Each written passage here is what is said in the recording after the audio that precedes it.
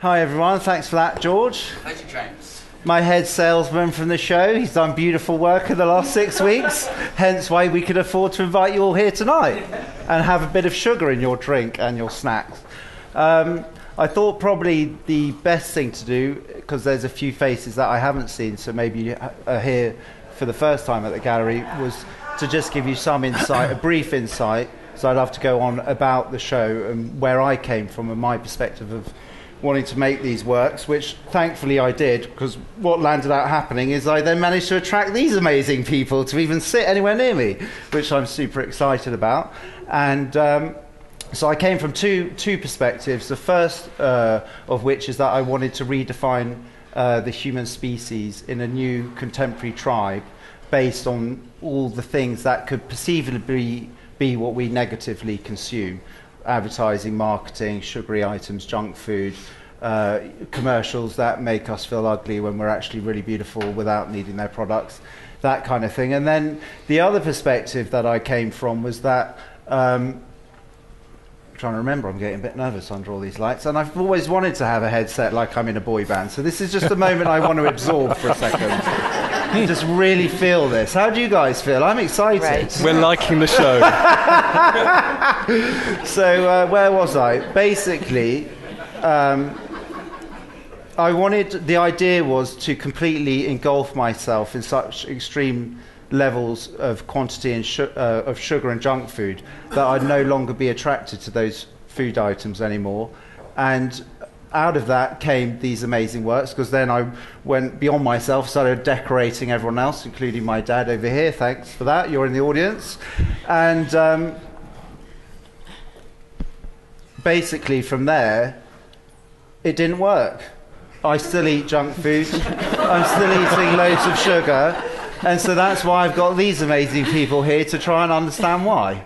So first of all, I wanted to pass over the panel to Katherine. Hello. Hello, Katherine. Thank you very much for having me, and thank you for having such an amazing exhibition. It's really just been wonderful to see it and all the press work for it as well. So I'm a nutritionist. I am also a sugar addict.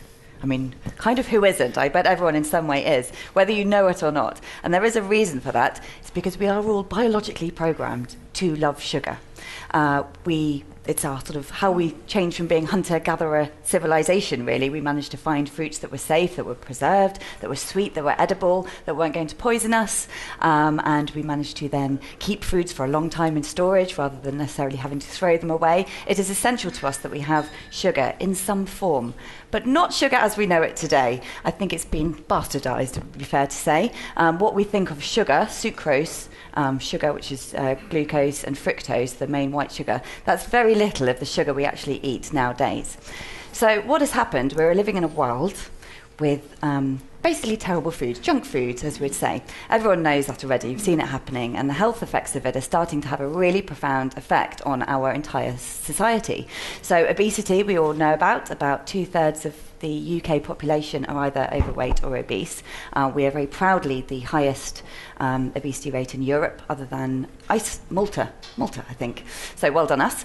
It also leads to type 2 diabetes, so a very serious illness which causes loss of limbs, loss of sight, and shortened lifespan. If you have type 2 diabetes, you'll probably live about 10 years less than anyone else.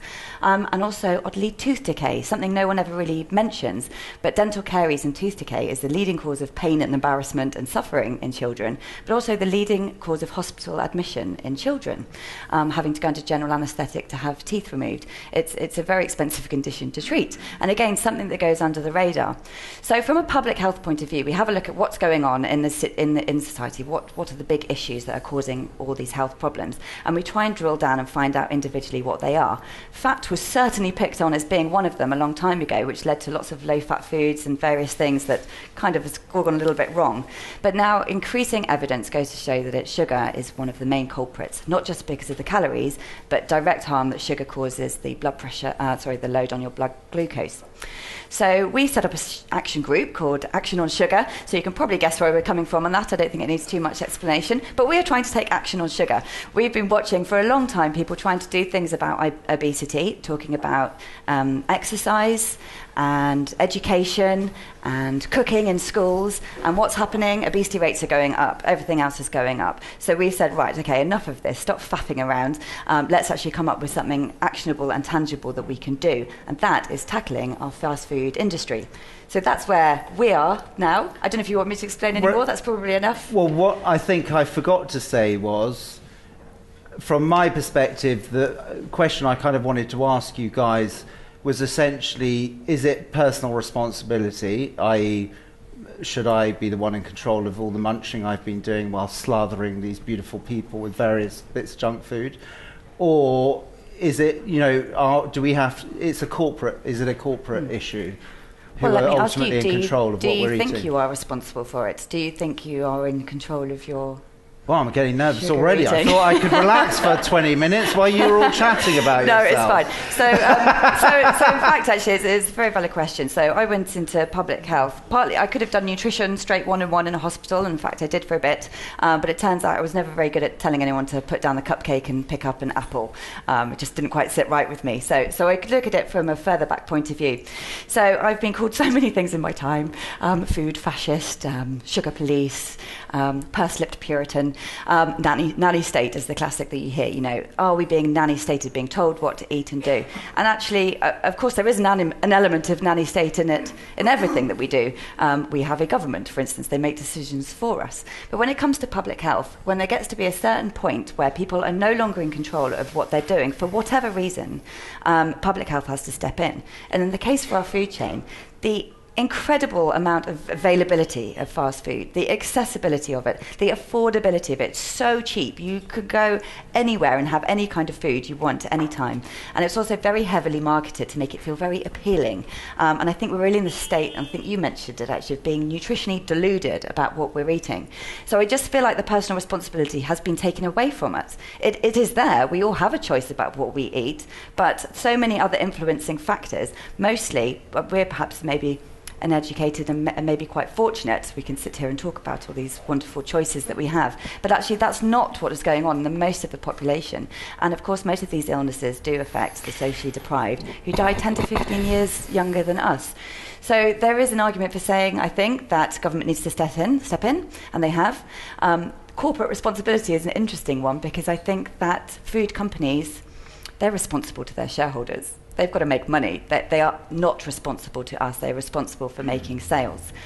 What we do have, which is quite lucky, is that a very interesting concept when it comes to food. If people are dead, they don't buy food. So it is in food companies' interest to keep their customers alive and for a long time as possible.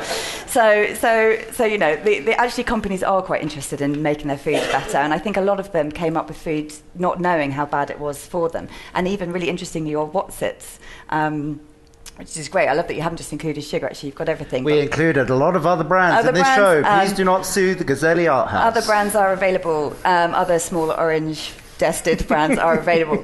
They are actually healthier than they used to be when they were first launched. Now they have got less salt and less sugar in them than they used to. So it's not to say that companies can't change, and we hope that they will. And actually what we do at Action on Sugar is try and encourage the companies to make the change and let them know that consumers will buy their products still. Great. Well, I'm excited to hear that. I'm also really nervous still. I can't believe it. But that's probably because I'm on people who are generally on news channels, TED Talks, or on panels with Mikhail Gorbachev and Bill Clinton, Andy over there. So I had a plan of who was going to go next, but I thought maybe one of you two could decide who wanted to follow. Should we have a punch-up? Yeah, no, I think it should be you. Oh, really? Yes. But I want to lay into you. That gives me a little bit more time to get my defence mechanism. No, come on. You can defend yourself against Catherine's onslaught, and then I'll pick holes in what you say. Well, I think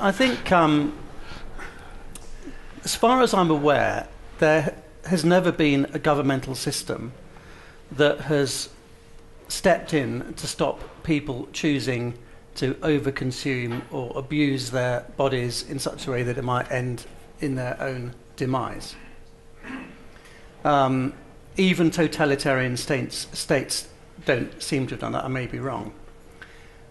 In fact, we're actually living in a world where people in this room would have walked outside onto the street, opened up a cardboard box that says, the substance in here will 100% cause cancer, kill you, and cause your serious heart problems. And they'll merrily go along and stick a cigarette in their mouths and blissfully get on with it. So, to a certain extent, telling people not to do something has never been proven to suggest that they will stop doing something, except in one utterly unique case, which I always bring out at times like this, which is, and you have to be of a certain age, forgive me to remember this, but there was only ever been one global campaign that threatened the planet, that the entire population got behind in the 80s and stopped, and that was CFCs. It was utterly extraordinary. And CFC, everyone was told that CFCs were causing a hole in the ozone layer, you may remember, and that was going to cause sort of like neutron-like heat that was going to burn us all and turn us into tinder sticks if we didn't control it. And weirdly and miraculously, all the CFCs were taken out of the system globally, and the hole in the ozone layer repaired itself. So you think, hello, we can actually do things that we want to do to protect ourselves if we actually get round to it. And I think the other thing I wanted to say is I'm not in the advertising business now, but when I was, one of my jobs was to promote the interests of a brand in the way that any market trader is allowed to put up their hands and say, 2 tea towels for the price of 1, no, 3 tea towels for the price of, it's kind of competitive sloganeering goes on a kind of very creative and electronic level via TV and so on and so forth. I was approached, interestingly, by the sugar industry back in the late 1980s, and I was asked if I would do a campaign to promote the benefits of sugar. And my response was I was very happy to do that if, at the same time, they promoted the problems with sugar. And I wasn't trying to be necessarily devious. My point was that actually it would be better for the industry to open the debate and have one side of the page saying, here's what we think sugar, because sugar does do other things other than rot your teeth and cause you to have diabetes. So it's everything in moderation, in essence. So here's what sugar does for you that's very bad. Here's what sugar does for you that's very good. Open the debate, and then let's get people talking. And I thought, surprise, surprise, they walked out of the door very fast. Didn't think that was a good idea and went somewhere else. But I think that the whole idea of creating a debate is now where we are, and I think actually we are living in a world now of hyper-debate, where there is so much information about what you can and you can't do that it's actually neutralising our sensitivities to what's good and bad for us. And when I picked up a copy of New Scientist magazine the other day from the local, it's not my regular read, but I just noticed the front cover that said, fat is good for you. Did anyone see that one? No, eat more fat, says the New Scientist. I thought, oh my God, this is ridiculous. And huge studies in America saying, actually, we've got it all wrong, and animal fat isn't as bad as we think it is. So what's happening is we're neutralised by our own hyper-debate now. And I think you can take the horse to water, but you can't make it drink. So we can all be taken to the point of personal control of our own futures and our own destinies. And if we choose to drink, fine. And if we don't, that's the way it's going to be. And I think legislating for everyone to eat healthier is a very difficult road. I think you can put the advice out, but history says that people don't do what they're told to do. I have an example of one where it has been done. How exciting is that? Can I share? do as well. I'm really excited. I just want to say quickly, I used to smoke 40 cigarettes a day, totally repulsive habit. And actually, the idea of them banning smoking in the UK, I thought, I'm going to leave the country, forget it. And actually, it really did help support me in the process of quitting. And I don't think I would have been able to do that when and if I walked into a bar, I could smell smoke, I'd want to smoke. So Over to you, Katherine. Yeah, I think you're right there. We've got a great history of public health actually in the UK. Not just in nutrition, clean water and sanitation and seat belts, whatever you like. But we do have a system, salt reduction, it's called. So no one particularly knows about it. We've never told anyone to have less salt, but we're all eating less salt than we used to because the government did intervene and came up with a policy saying the food manufacturers had to put less salt in their food. It's taken about 10 years, but our salt intakes have come down by about 15%, and our blood pressure has come down by what seems like a tiny amount, but it's predicted to be saving 9,000 lives a year. So it's taken the responsibility away from individuals to an extent. You can choose to have the highest salt foods or add the salt in if you want to. That's option's still there for you. But because we haven't told anyone about it, it's just kind of gone under the radar and been quite successful. And that's the kind of thing that we're hoping will happen for sugar as well. And interestingly, a dentist said this actually, that if you had another product, anything, like you say with the ozone, that caused as much damage to something else as sugar does to teeth, it would be banned instantly. There is no way you'd be able to buy it. I thought that was interesting. Very interesting. Thank you, Tristram. So I think there's an interesting phenomenon going on in this room, in this gallery. When my organisation campaigns on food waste, the first thing we do, rather than getting on a soapbox and telling them why they shouldn't waste food, we feed them with food waste. We do big meals with 5,000 people being fed from food that otherwise would be wasted. And I realised that that's actually pretty much what James nicked our idea, because I went upstairs to the bar and I said, I'd like a glass of water, please. And they said, oh, well, we've got elderflower. It's like, okay, what's that got in it? Well, it's got sugar. Okay, what else have you got on? Tonic and gin. And so I said, can I look at your thing? Principal ingredient is sugar. And so I managed to get through that. Don't worry, none of it's going to be wasted. That was obviously a trap. But it was too transparent a trap. So I got my water, and then someone's placed this elderflower here, and I've just drunk from it, James. So you've managed to get it more? Do you want more? Get in more. In your sugary campaign. So this stuff, sugar, I mean, it is incredible stuff. I don't know if anyone's been in a sugarcane field. I remember my first sugarcane field experience in India, and I'd gone out actually to protest against the construction of a hydroelectric dam in Madhya Pradesh in central India. And it's amazing, all this sugar, and they're cutting it down, and then they crush it then, you can drink the juice, it's just absolutely delicious. They use the old kind of fibres from the crushed stalks to then fuel the fires underneath these big pans to boil all the water off to turn it into what they call jaggery, unrefined brown sugar. All the leaves off the sugar cane they feed to the cattle, and it's this incredible closed loop system. They've got fuel, they've got feed for their animals, they've got food for themselves, and it's all from this one incredible grass. And my God, you can understand why when the Greeks arrived in India in the 6th century BC and saw the honey that can be made without bees, why they immediately realized the potential of this crop and transferred the cultivation of it around the world. And that's what we've got today. And of course, sugar, I mean, Katherine just mentioned it, it's great. It's not just a sweet, delicious food stuff, it's a food preservative. I make jam, I make chutney. All of these things require large amounts of sugar. And even when I try and get away from the jam, chutney, sugar dependence thing, and I do all my preserving in Kilner jars, most recipes still say, a bit of sugar helps to preserve the colour and the flavour. And my God, it does. It's fantastic, wonderful stuff. And, you can understand why, in the 19th century, all these factory workers were going out and buy sugar. It's the cheapest way of producing calories that we have. It's a miracle crop. And my God, isn't a Mars bar just great? I mean, I love it. It's really delicious.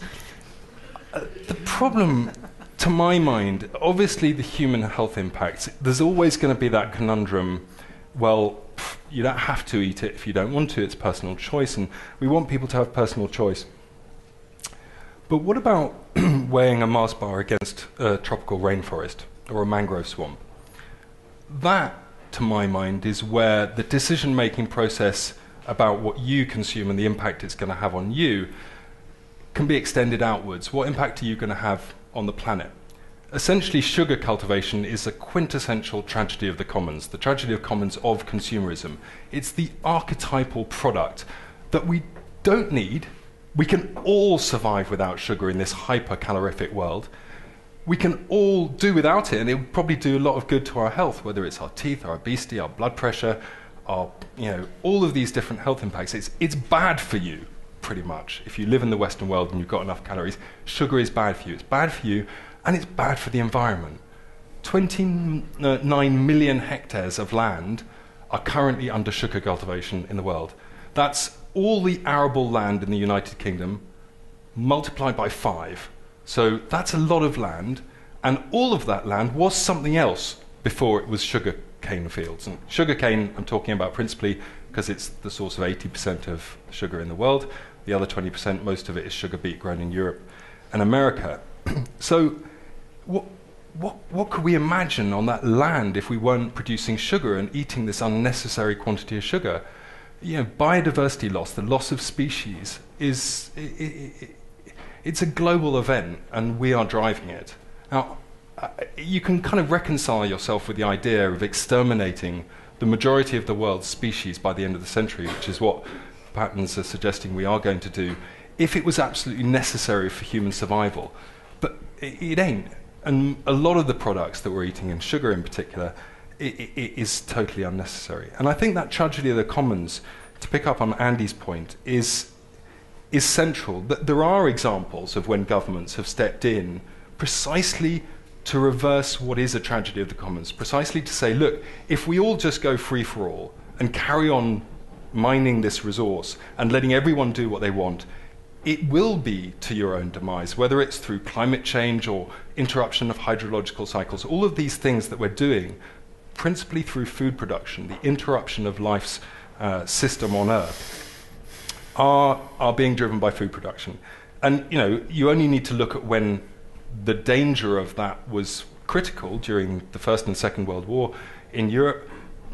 Rationing was all about saying, actually, if we just let people consume what they want, the rich, those who can afford it, will consume more than they need. There won't be enough for other people, so we're going to step in and do something about it.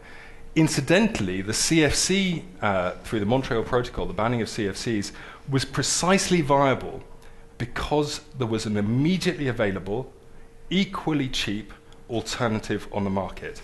That's why the industry didn't step up and say, we cannot have a Montreal Protocol, because we could. There was an easy replacement. And that brings into the picture all the sugar replacements that now exist, whether it's the saccharin that's also in the tonic water alongside the sugar, or what's it called? Stevia. Stevia. Oh, anyone God. had stevia? I haven't had stevia. I'm getting depressed. Has anyone had What stevia? are we going to do? Well, I do feel optimistic. I don't want all these lovely people who've come out tonight to leave depressed. So what's the answer? It is precisely depressing because it's unnecessary and because we don't need it. But, I think we do have a chance, both with sugar consumption and all of our consumption patterns.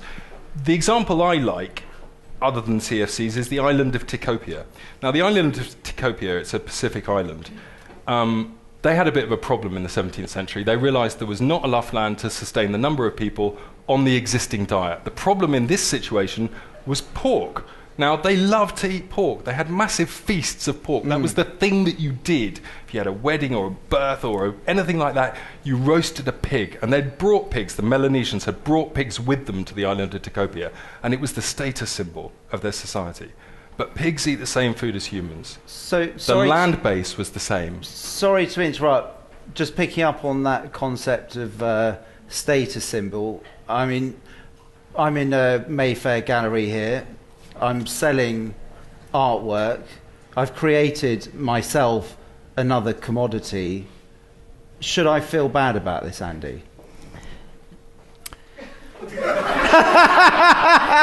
say yes. Say yes.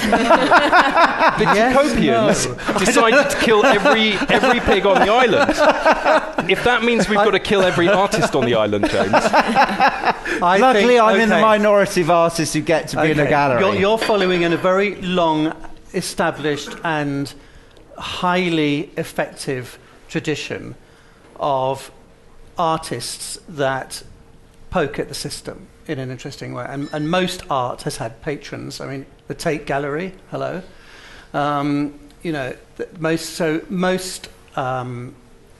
Most artists of repute are paid by other people to do work, and when they're poking as much as they can, they become the modern-day court jesters who will go out and say, you're eating. I'm going to create something that shows how much sugar we eat, and I'm going to create art out of it. I'm going to make loads of money out of it, and at the same time, I'm going to ask you questions about how much sugar you eat. And that kind of little circle is a perfectly valid and a very long-running tradition of how artists play a role to raise debate. So, yes, no, I don't know, maybe. I think is the answer on that one. I just wanted to raise one thing, because I've decided to be the bad guy tonight. Was that the agreement? I'm loving that. I'll high-five you across the panel. So how lovely that the government has reduced salt in our systems, that we're living a little bit longer, and we're probably living into our hundreds now, and we're all wearing seatbelts, which is very good, so we don't crashing through windows and get horrible faces. And actually, if we don't wear seatbelts, we get serious fines, and most people don't like things that affect their bottom line. The salt thing, I'm not sure that anybody... I had no idea that the government was secretly reducing our sugar levels. Why doesn't it secretly reduce our nicotine levels, for fuck's sake? If it's that important, nicotine is a much, much more insidious drug that's in the system. So what actually the truth is, the government will go for the low-hanging fruit, and it will very slowly take little things out that we don't notice, but not in a million years is it going to take something out that we do. I would agree with that. So the government... No, you're meant to disagree. I know, with me. I'm going to agree but in a passionate way against it. How about that? I would agree. So the government step in when appropriate, when they think they can do something, when they're not going to lose votes. Yeah. The tobacco industry, the most powerful lobby in the whole world, have fought tooth and nail against anything. The fact that the smoking ban got through was absolutely incredible and an amazing thing to have happened, really. People can still choose to smoke if they want, of course. But for something to get through like that was amazing, and that's been 50 years in the offing. The salt probably took about 15 years to get to that stage, but actually the reason why people were happy to do it is because there was a replacement called less salt, as in just don't put any in. It saved them money rather than costing them money, so everyone was happy to do it. With sugar, again, sugar is an ingredient that costs food companies a lot of money. If you think about Coca-Cola, it's their single most expensive ingredient. They would probably quite happily have less sugar in it, but they are worried about what consumers think about it. And the food lobby is getting bigger and bigger and bigger, and we were probably rightly criticised for coming up with some very strong headlines like sugar is the new tobacco. And actually part of that is not just that sugar is addictive in the same way that tobacco is, but the way the food industry have responded, saying that, it has to be cheap, has to be available, we won't let... Everyone's a nanny state. If you try and do anything about it, you're the nanny state. Very, very aggressive and very lobbying. If Mars wants to get a meeting with David Cameron tomorrow, they will do. It took us months to get a meeting with Jeremy Hunt, the health minister. So having those big headline statements is very important for getting attention, which kind of brings me back to this kind of work. It's just an amazing way of looking at something and really shaking up and getting people's attention and rethinking about something in a completely different way. And I would love that people in public health had the sort of creativity and imagination that's shown here. I think we can pick a bit more holes. Now you're starting to sound like I'm giving you backhanded. Yeah, exactly. I'm not sure. I would like to ask the question whether, following the example of the Tecopians who killed all the pigs on their island to get rid of that, whether we should kill all the artists, and in particular, James, because I want to know whether you are bona fide on Katherine's side here, because you're potentially advertising sugar, aren't you? I mean, it's all part of the system. We all know that the artists' institutions in this country, they're all being...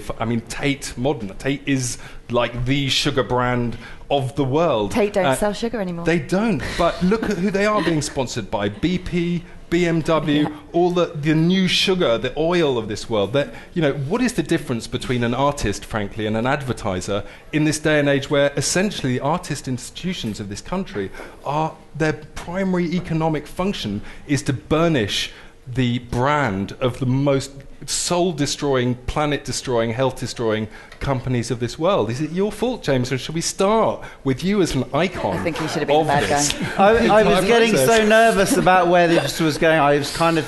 Just give me, in a nutshell, what you're asking me. The problem. I was just thinking, am I sweating on camera? Do I need a tissue? Are you part of the problem, or are you the solution?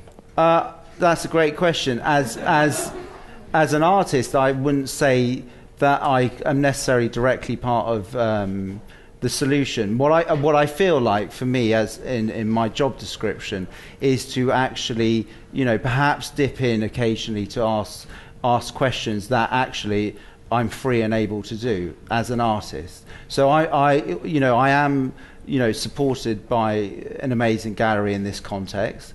So, but actually, there isn't any sort of specific agenda in terms of our relationship of what we're trying to promote or take away in terms of industry. But I mean, I think I could well be part of the problem. I mean, like, I'm not being funny, but 50% of that's an exaggeration. 20% of the people who look at my works, I say, "This is what's it all about?" And they just go, "That's I really want to eat that, isn't it?" They're like, what's "Oh, it? I love Kit Kats." So yeah, maybe actually subversively, I am encouraging that. But what I feel is actually the great result of having made this body of work, other than my own personal exploration, is to be able to have this debate. Was that I should have gone into politics with that answer. I pass it back to you. I pass it to the audience. Well, let's pass it to the audience. Bury him in a big mound of sugar and leave him to... It sounds like I'd be quite happy too, so I appreciate it. So, yeah, I would love to open it up. I've got a question. It's been fascinating listening to everybody, but there is one area I think that is forgotten, which I think when I look at your work up here, everybody does look like they're coming off a sugar down or sugar high. So there is an element of these images where everything's kind of melting off the faces. It's quite grotesque and attractive. And the one area is our psychological relationship to sugar. There's a huge personal psychological relationship in the sense that every birthday we get a cake, every Christmas or Easter, every celebration. When I'm a good girl, I got lots of sweets from my mum. Like when I was a bad girl, I wasn't eating sugar. So there is kind of that relationship, which I would be curious to hear if there is much more of a psychological barrier to letting go of sugar. Do we want Christmas every day? Well, I think it's a very good point. I think the answer is yes, we do want Christmas every day, and I think you do, Andy. Speak for yourself. Yeah, I want Christmas every day. My name is Andy. So, one of the things we have that embraces that sort of subject is this all falls under the general heading of consumerism. Which is, and there has been a rise in consumerism over the last 50 years. If you want to be nerdy for a moment and do a Google Ngram and look at the word consumerism, and you watch its phenomenal rise, peaking ahead of the words marketing, advertising, other things. Consumerism is a word that is a dominating concept in Western marketing literate societies, basically. And the truth is, it's been calculated that we probably have about 80% of the things that we buy we don't need. In general, okay? In general, so shoes, hats, food, sugar, cigarettes, 80% of it we don't actually need. If we actually just cut ourselves down to, if we decided we wanted to grovel around at the bottom of Maslow's hierarchy of needs, we'd all be quite happy wearing basically the same old clothes, wash them fairly regularly in very, very, very low quality, low priced detergent. And we would live perfectly happily, and our intellectual and academic states wouldn't be affected at all. So we are living in a very, very, very high level of consumerism at the moment. Don't put people off buying the stuff, though, Andy. I can personally guarantee I've done a study, and it does make you happier owning one of these works. Pictures on the wall, everything we want. So let's get real. So that's where we are as as Homo sapiens in this particular world. That's where we're living. There, it's a huge disconnect with parts of the other world. Other parts of the planet that don't live in that level of high consumerism at all. And let's put aside all the political, I'm going to put it aside for the moment, particularly political issues of we're living in a high state of consumerism and actually forcing other people not to be able to live in that particular world because of the way that we take goods and services from them. So we are consumers, and we love buying things, and we love eating things, and we love doing things, and we've decided that's a decision we've taken on ourselves. And I come back to the point I was saying earlier that, look, no sensible, sane human being would say, let's all carry on eating and doing things that are bad for us and going to kill off our race. That is stupid.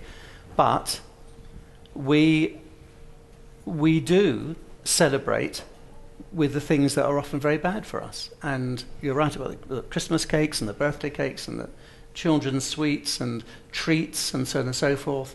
And foods that, bread. If you were to buy bread that didn't have all the sugar and fat and preservatives that it did have in it, we'd eat bread like Southern Mediterranean countries eat bread, which is you buy it on the day and you throw it away at the end of the day when it's dead, and you buy another loaf the next day. But well, we don't Tristram do that. wouldn't be up for that though, because that's major food waste, isn't it? Well, what? We can make Well, it bruschetta, depends if you eat it. of You course. can make all sorts of things with it. No, but I was trying to think. I haven't, no one's done a life cycle analysis on your artwork, James. But I would be prepared to bet that. What's the price of one of these? £1,500. 1,500. Edition of 5. There are very cheap for Mayfair. Well, not just. It's not. It's actually. If you think about the fact that people have got 1,500 quid, they're going to spend it either on your artwork or one of the many other things on offer to them as consumers. Mm-hmm. There are very, very few things available to them for 1,500 quid that would have less environmental impact than your photographs. I mean, think about 1,500 quid's worth of sugar.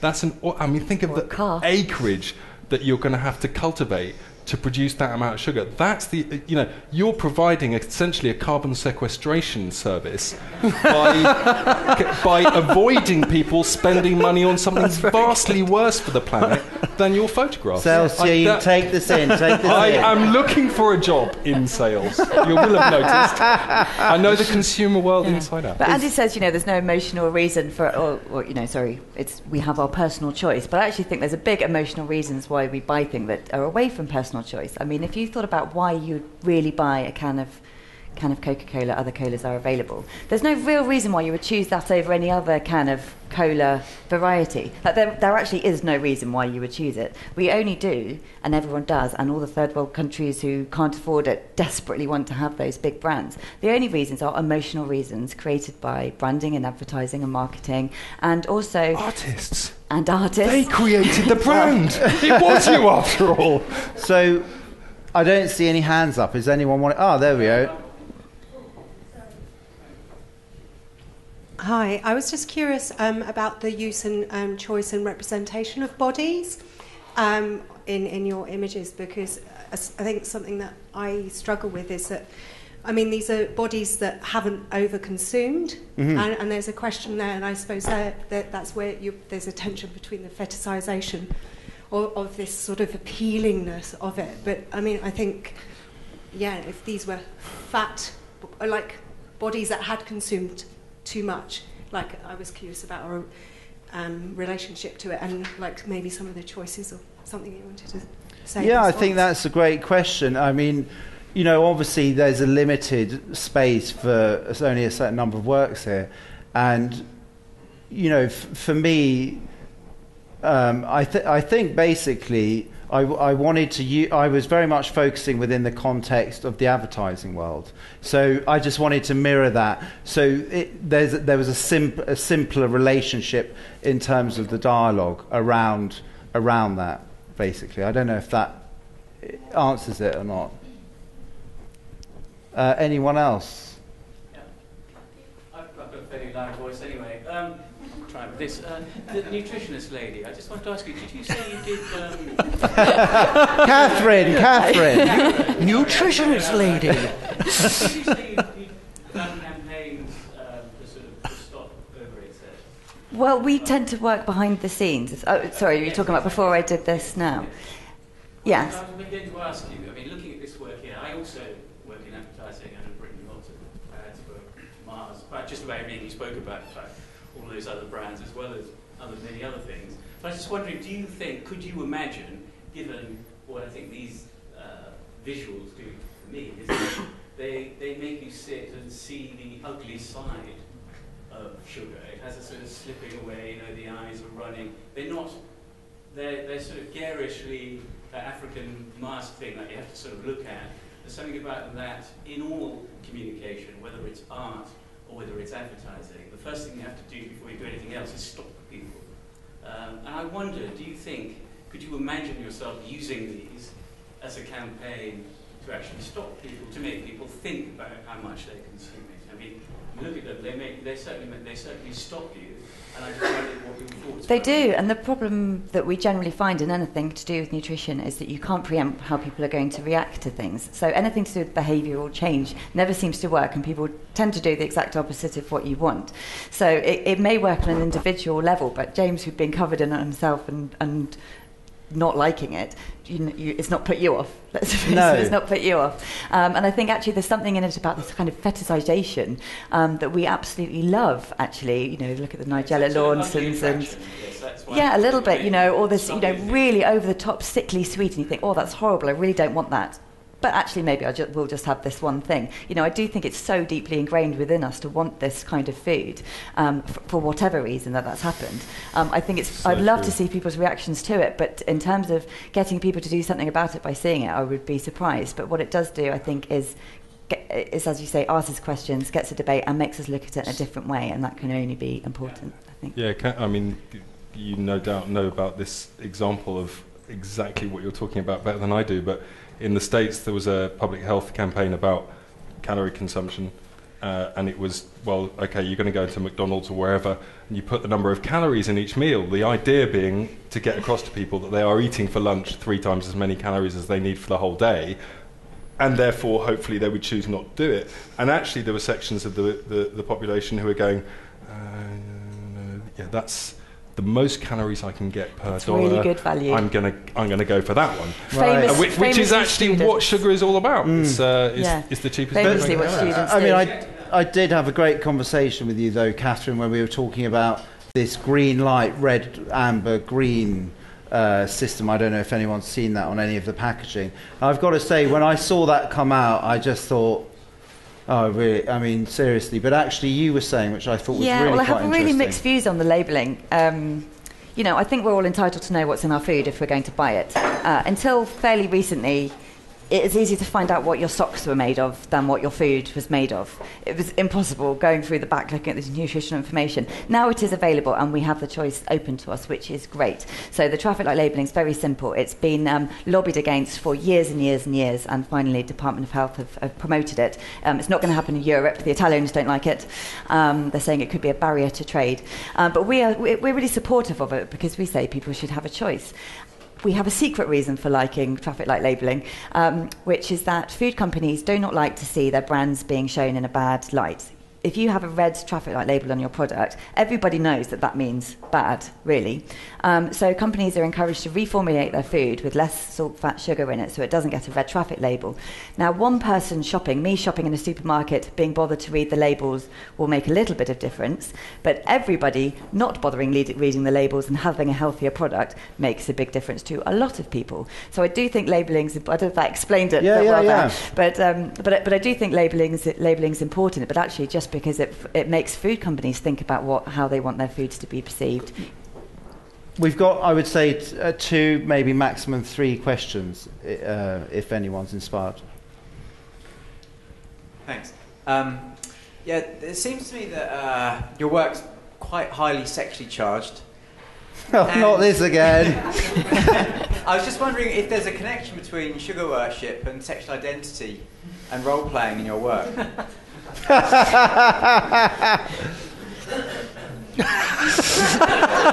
take that. That was your answer. I think that probably answers that one, doesn't it? I mean, irrespective of how much sugar you do or don't eat, I think you should definitely enjoy, or at least aspire to enjoy what you do for a job. And I can certainly say I love my job. So, next question. Great politician. I wanted to ask you a question, James, can I? Yeah, sure. Great. So, I mean, I'm colourblind. You can't keep saying great. You sound like Tony the Tiger. I don't know who Tony the Tiger is. Is that? He sold Frosties. So, what I wanted to ask you is, like, if advertising guru in the audience came up to you and afterwards and said, actually, I think this is damn good. We could use this for our advertising campaign, sell loads of ice cream or something. Pay you £1 million. Pay you whatever it is. Can I defer that question back to Andy, because you earlier said that you'd actually turn down big sugar companies. So Andy's, unlike myself, he didn't turn them down. Yeah, he did. He said, these are my terms. Yeah, which what are your terms, Yeah, James? but his terms are effectively like saying, Tate and Lyle, I will not receive your £1 million because I've already earned 10 from the business. What are your terms, James? So Andy, you tell me. Oh. Do you want to know what my terms are? I want to know are? what your terms are. Is there anyone here who wants to offer agency. me a job? Yeah. I mean, the reality is, I would love to be able to use these in a positive way, rather like Katherine was saying. You know, if I could give the copyright of these images away to or for someone to have a collaborative relationship with me, hi, anyone out there on the World Wide Web, then, you know, that would actually be a great extension to these. But I can tell you right now, I'm completely willing, once again, to engage with the capitalist world and sell them. Well, so a bit of both, like you said, Andy. I can only speak personally about this, but I like my artists completely unconstrained and slightly irrational. And do I tick those boxes? And waking up in the morning, deciding what to do. You know, I don't like the idea of artists suddenly becoming part of the political establishment, of any establishment at all, because pure art should live outside that. So, Andy Warhol didn't do too badly out of commercialising art in a very, very specific way. And we still regard it as art, and he still would have regarded, if he's still alive, his bank account as being rather healthy. And I think that, and the same goes for musicians, and so on and so forth. Any artist who, it's what I've always liked about Bob Dylan, who just says, I just write songs, you know, and you can call me whatever you want to do, and yes, I've made a gazillion, but actually I'll just keep writing the songs, and you keep giving me the gazillions. I don't give a shit. It's actually about what I do. So, personally, as I said, I like my artists to be unconstrained, apolitical, irrational, eccentric, and saying things from the outside of the plan. And if you want to sell all these things to Kellogg's and sell more cereal boxes, good luck to you. Can I rephrase my question then? Have there been any examples, James, in your artistic life where that constraint has been introduced from the corporate interests that obviously have some role now in our artistic institutions? In what sense? In the sense of, the interests of the corporations who sponsor galleries and the rest of it not wanting to be put in a bad light. Yeah. By your work, by what you're saying, has pressure ever been borne to bear on it? Yeah, I think the thing is, well, I mean, I think Andy covered it quite well, that concept of the court jester.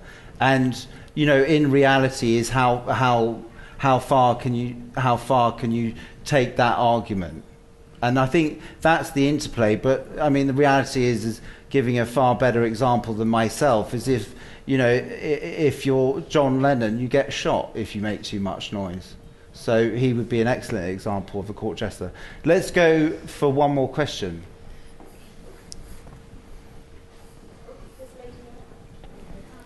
Maybe two more questions. Maybe two. I'm not in a rush. I'm loving this. I can stay here all night. Okay, I'll ask my one because it's probably not a final question. Hello, James. Well, I really rather love your show. But as I was listening to everyone, I started thinking of something, which was when I found myself on an island called Nevis, which is the most boring island in the world. And I was having dinner on New Year's in a restaurant that had been created by an artist called Bryce Marden. And when I asked the people there what the restaurant had been before it was a restaurant, they said, well, it was a sugar plantation. So I said, that's quite interesting. What used to happen here? They said, well, lots of these people came from Africa and, would work in the factory. And I said, well, what were the conditions like? And they said, well, they slept on top of each other and sort of 6 people deep, and most of them died. And then I asked how they got there, and there's sort of the same story. And when you went back to Africa, you realize these things was, I sort of ended up thinking, well, actually, I'm having dinner in a sort of concentration camp. Although it wasn't presented that way, I must say, and it was an enjoyable meal. But I can't help but notice there is a very strong sort of tribal element to your work, and I don't think I really considered it before. And I wondered, I don't want this to be a statement, I do want it to be a question. I wondered if you'd thought about that and to what level you thought about it and why, in fact, you have this sort of tribal aesthetic and how it's connected with what you're trying to say, whatever that is. Great statement and question, because I loved the direct observation of that, and it was completely intentional. I think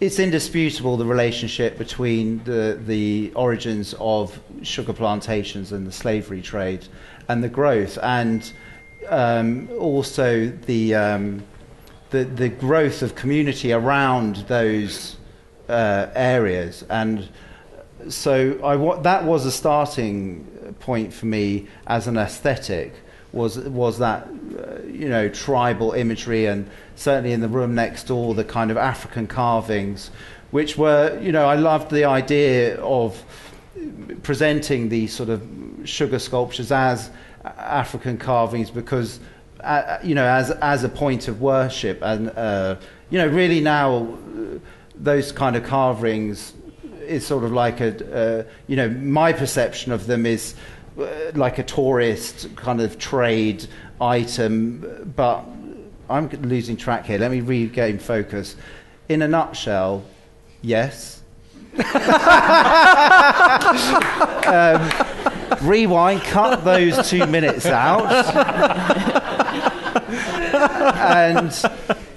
And I'm glad you brought that observation up, because it was something that I haven't pushed around this, but definitely for me this whole project has been, the starting point of it was my relationship to food, and actually my unhappiness around the way in which I consume sugar. And actually, my point I'd like to make is if an industry like that starts with such a level of unhappiness ingrained in it as a business, then that, in my mind, is exactly the emotion that is now we're dealing with, in terms of young kids being so fat that they play sport on a computer screen rather than run around their garden. So I hope that answers. Do you think it might be a tribe that is dying out and needs to be protected for posterity, because in 100 years' time this is not going to be available? Well, your guys' job is to deal with the problem. I'm just bringing up the subject and getting you here. This is not going to be available. You're not going to be able to spend £5,000 on sweets. So on the subject of happiness, have we got one more question, or do we want to get happy? Because I've got a band playing tonight. One. Hello. Thank you for a very interesting discussion. I think we've touched a lot of very interesting points, and we've covered the debate about whether it's the industry's fault or the individual's responsibility. But one point that I would like to bring in the discussion is the responsibility of parents and the how they define the nutrition of their children, and in terms of not only because we develop our eating habits at a very early stage of our lives, but also not just from a behavioral point of view, but also from a functional point of view, because obviously we have taste buds in our tongue, and we develop this sweetness threshold at a very early stage. And I just wanted to bring this point in the discussion, and just to link it with the art that we're seeing today, that I see it from a very individual point of view. Maybe if I could see the bigger picture, I could see a parent behind this person, giving it often because of convenience. It's easier to give some candy rather than something. It's so hard. I have a 1-year-old, and I'm really quite strict about sugar. Not because I think it's going to do her any harm, but precisely for the reasons that you've just mentioned about taste formation. It is so... Only today, some strangers on the bus were trying to give her some sweets. You sit her down at a meal, and she starts sticking her hand into the bowl of tomato ketchup and kind of licking it off, and you think, whoa, she's not like that with tomatoes. Pick up the bottle, and of course it's like got loads of sugar in it. It's so hard. As a dedicated, radical, anti-sugarist parent, it is very, very difficult to keep a child from being injected with sugar, because it's just everywhere, in everything. You have to literally pick up everything that you give her and sort of work out what the sugar content is. So I think the role of parents precisely is compromised by the powers that we've been talking about. So just to kind of I want to ask you all individually then, based on that fantastic question, would be corporate responsibility, personal responsibility. Let's do it one by one. I'm going to go a bit of both. So there's a three-way vote. Corporates are the massive giants, but we're a bigger giant still. I think we have to put our faith. The only hope is global popular revolution against destroying the planet and destroying ourselves. It is up to us. It's probably not going to happen, but that is the only way it will happen. We have to, as society, make those decisions. Yeah, we can vote with our feet, and parents have got such an important role to play, and they're the ones that have managed to get rid. Most of the supermarkets are now saying that they're not going to have, the guilt lanes at child height for children to get food, and that's because parents have been writing in and complaining to the supermarkets. So that is personal responsibility, but making the corporates do it. So 2 out of 1. Do we even need to hear what you have to say, Andy? No, we can wrap up right now. No, I mean, let me do a surprise U-turn, having presented myself as captain of the black arts of advertising for many years and making you all buy things you don't want to buy. I've been involved in corporate social change for most of my life, and also known as greenwash. And no, more fundamental than that. I'm joking. And what I found is one interesting thing is that if you want people to make a change, you have to make it incredibly easy for them, because life is too complicated and habit-forming routines set in at a very early age. So eating more fresh vegetables and organic food and so on and so forth only really changed when it came to the front of the supermarket. And we went, oh, I could have that version of it. Recycling only really changed in this country, amazingly, once we had the blue bin and the brown bin and the green bin. And we go, oh, okay. It's you have to understand that we're all very busy, indoctrinated with yes stories and no stories, neutralised by debate, saturated by stories about what's good and what's bad. So if you really want to make a change, and of course we all want to make a change that's going to make our lives better, make it simple. Fantastic. And then I want to round this off by saying one of the other small things that was a trigger point of starting this body of work I did a degree, and my dissertation was the ethics of advertising to children 15 years ago. So obviously looking into the advertising world around the subjects we've been discussing. But then what really blew my mind was in 2007 when I heard Tony the Tiger, who was the figurehead of Frosties, was actually banned from television. And I thought, right, well, they're obviously because it was illegal, the quantity of sugar in Frosties, that he was put out of a job, basically. And tonight we have his amazing girlfriend over here, who is the lead singer of the Penguins, a great rock band. Penguins. Who are I feel like Tony has no voice in this forum. And they're going to play for us. So thank you all for coming. Thank you.